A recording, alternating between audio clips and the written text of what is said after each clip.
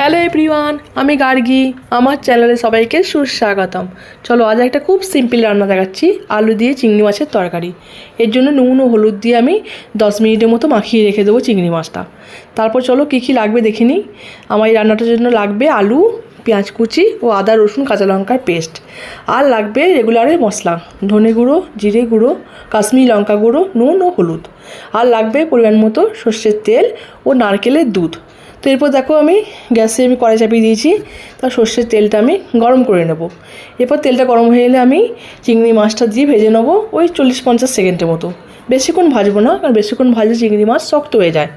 তো এরপর তুলে নিলাম। তো ওই তেলেতেই আমি কালো জিরে ফোড়ন দিয়ে দিলাম, দিয়ে দেখো পেঁয়াজগুলো আমি দিয়ে দিলাম।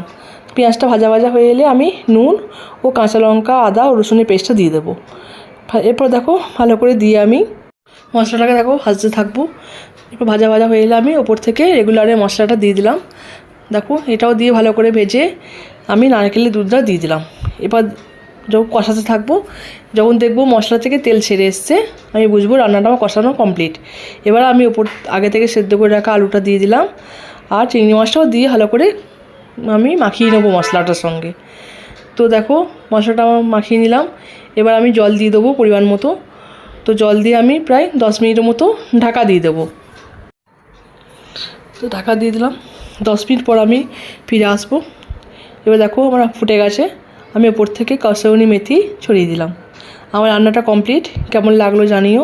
যদি ভালো লাগে থাকে লাইক অ্যান্ড সাবস্ক্রাইব করে দিও। Okay bye.